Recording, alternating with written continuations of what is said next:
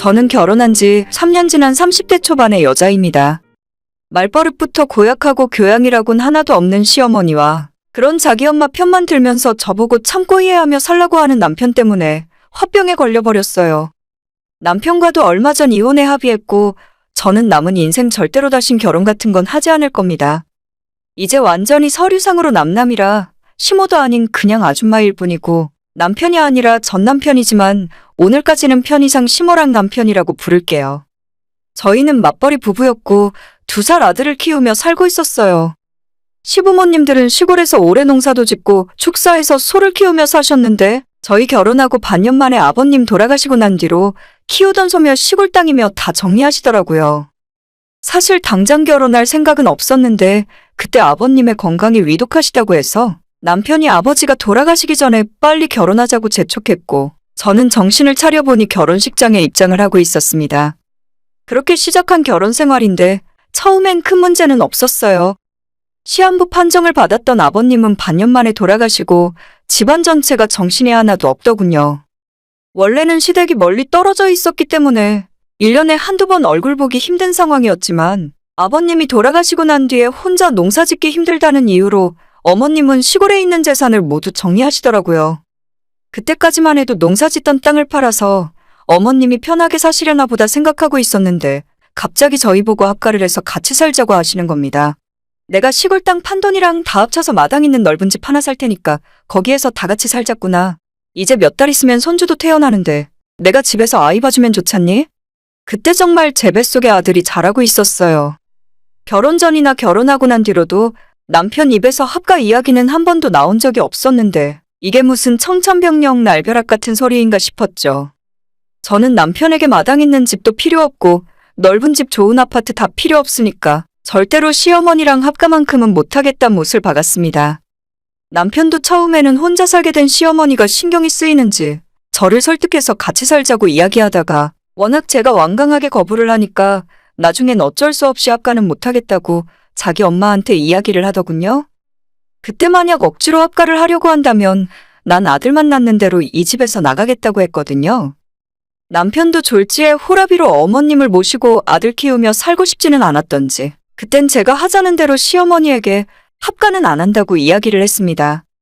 결혼하고 그때까지는 아버님도 병석에 누워 계시다가 돌아가시고 워낙 시댁 자체가 정신이 없었기 때문에 시집살이랍시고 괴롭힘 당했던 일은 없었어요.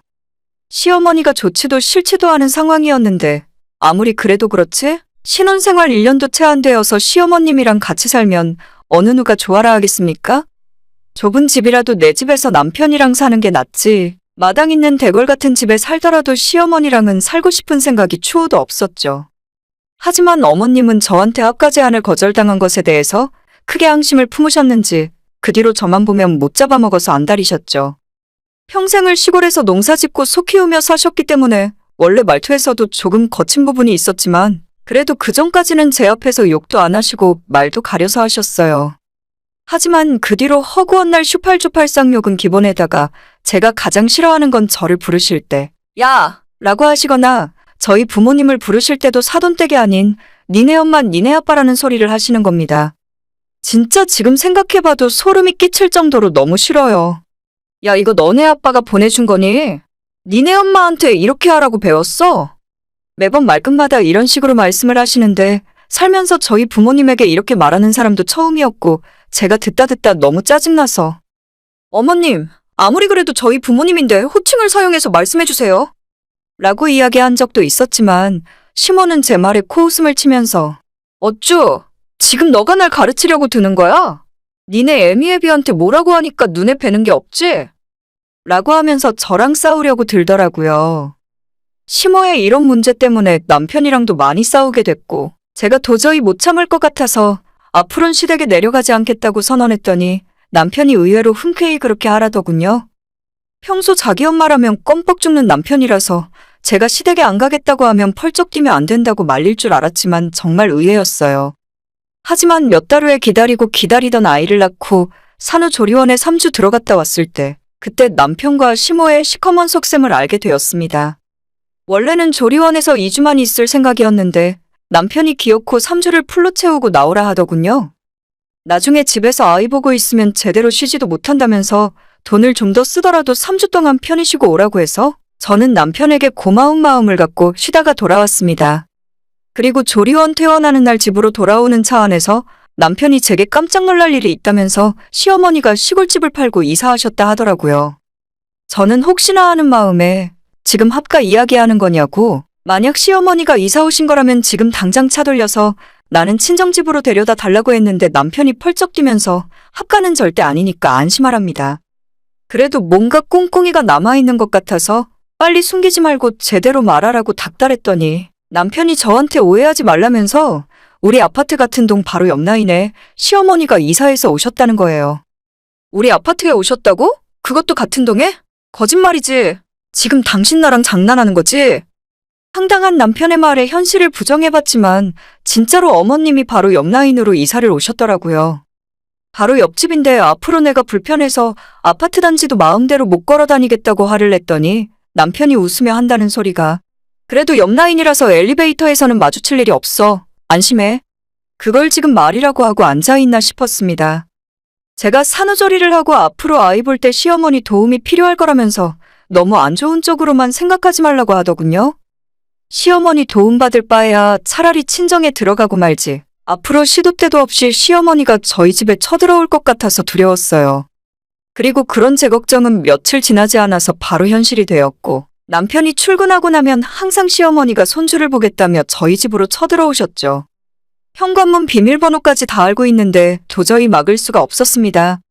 너무 스트레스 받아서 얼굴에 웃음도 싹 잃어버렸고 저도 모르게 매일 우울한 표정을 짓고 있었는데 그때 시어머니가 저보고 표정 풀으라며 네 얼굴이 맨날 우거지상이니까 집안 분위기가 다 우중충하지 라고 하시더군요. 도저히 이렇게는 안 되겠다 싶어서 퇴근한 남편을 붙들고 우리 애를 시어머니한테 맡기고 나는 바로 회사에 복직해야겠다고 이야기했어요. 아직 몸도 제대로 풀리지 않은 상태였지만 집에서 시어머니와 하루 종일 있느니 회사에 출근하는 것이 훨씬 낫겠더라고요. 남편도 좋은 생각이라면서 자기 엄마한테 이야기를 했고 어머님도 손주 볼 생각이 좋다고 하셨습니다.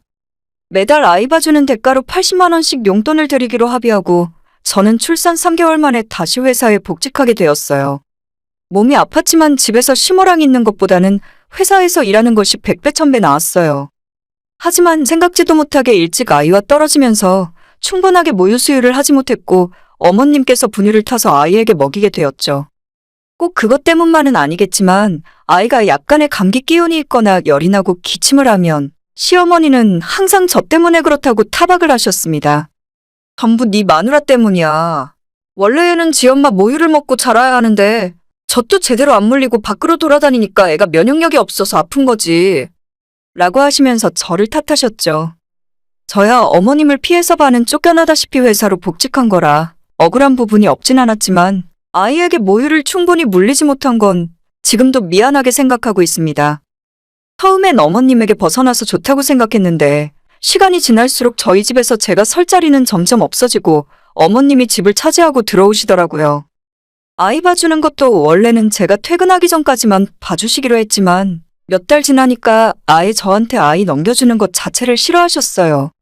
저희 집에 있는 시간이 점점 길어지고 최근에는 일주일에 3일 4일은 우리 집에서 주무시면서 아이와 함께 자고 함께 일어나고 24시간을 붙어 있더라고요.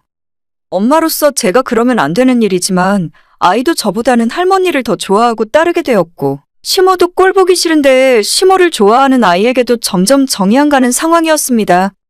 퇴근하고 돌아오면 내 집에서 편하게 쉬지도 못하고 어머님 눈치를 보며 집안일을 해야만 했었고 집의 모든 반찬들마저 전부 어머님이 저 대신 하시니까 내가 이 집에서 해야 하는 아내의 역할과 엄마로서의 역할마저 전부 시어머니에게 빼앗기고만 꼴이었죠. 밖에 나가서 돈 벌어오는 것 말고는 정말 내가 이 집에서 뭘 하고 있는 건지 모르겠더라고요. 아이마저 저한테 안기면 울고 시어머니한테 달려가는 모습을 보면서 깊은 절망에 빠졌습니다. 시어머니와 말다툼을 해도 제 편을 들어주지 않고 저를 뺀 나머지 3명이 즐겁게 지내는 모습을 보며 스트레스를 정말 많이 받았어요. 남편과의 사이도 점점 안 좋아졌고 말다툼을 하고 싸우는 날도 늘어만 갔습니다. 저희가 부부싸움을 하고 나면 남편에게 그 소식을 전해 들었는지 꼭 시어머니가 다음 날에 저한테 와서는 네가 남편한테 제대로 안 하니까 쟤도 너가 싫은 거야. 여자가 남자를 편안하게 해줘야지 돈 좀 번다고 니 잘났다고 큰 소리 치면 되겠냐? 같은 소리를 하면서 2차로 잔소리를 또 하시더라고요. 그러다 얼마 전 제가 결정적으로 이혼을 결심하게 된 사건이 터지고 말았는데 늦은 시간까지 야근을 마치고 집에 돌아왔는데 현관문을 열고 들어간 집에 아무도 없었습니다. 잠깐 집 앞 공원에 산책이라도 나갔나 싶어서 기다리고 있었는데 1시간이 지나도록 연락도 없고 아무도 오질 않더라고요. 나중에 남편에게 전화를 해보니 저만 빼고 시어머니랑 셋이 외식을 하러 나간 상황이었죠. 난 저녁도 안 먹고 이 시간까지 기다리고 있었는데 미리 연락도 안 해주고 저를 기다리지도 않고 나가버리다니 내가 이 집 식구가 맞냐고 남편에게 따져 물었어요. 남편은 깜빡 잊고 연락을 못했다고 자기가 음식 포장해서 가져가겠다며 미안하다고 했는데 옆에 있던 시모가 전화를 넘겨봤더니 저보고 뭘 잘했다고 큰 소리냐며 화를 내시는 겁니다. 네가 일찍 집에 들어오던가 맨날 밖으로만 싸돌아다니면서 뭘 잘했다고 큰 소리야. 니네 엄마도 니네 아빠한테 그렇게 못되게 굴었니?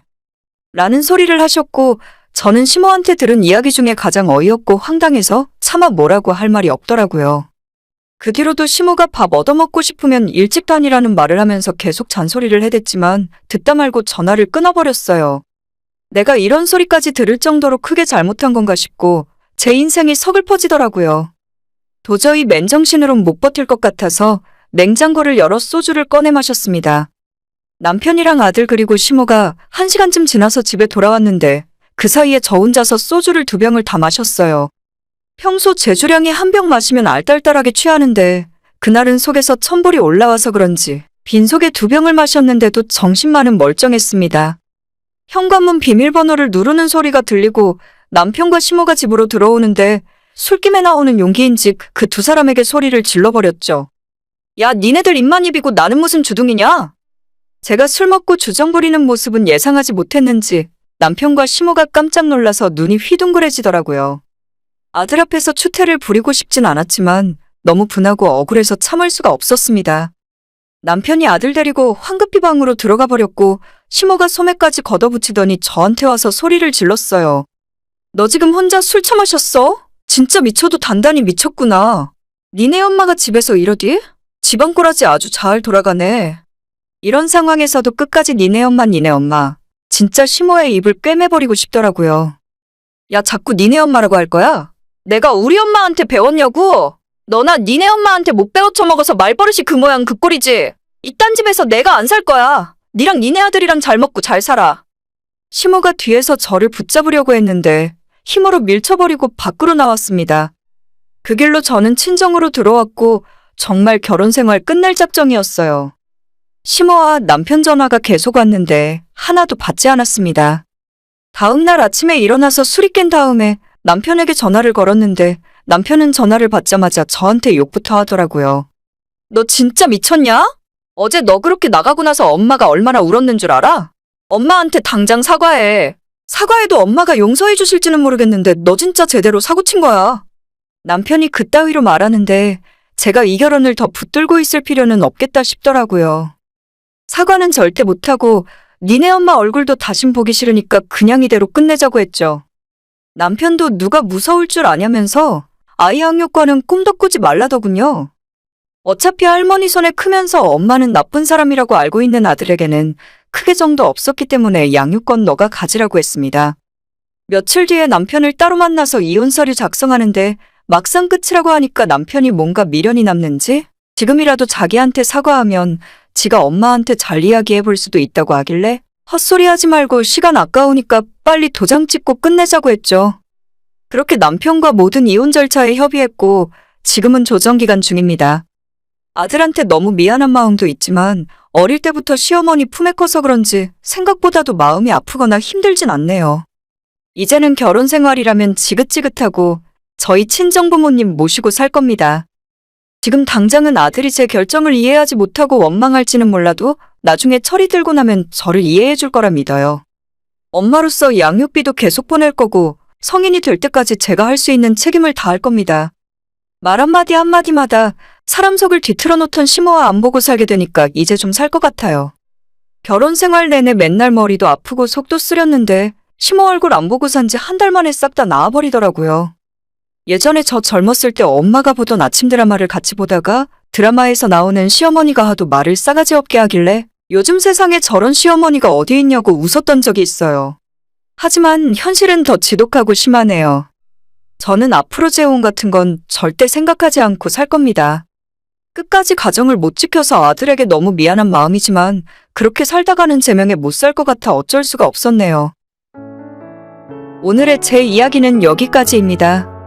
구독과 좋아요, 알림 설정 부탁드립니다. 다들 행복하시고 좋은 하루 보내시길 바랍니다.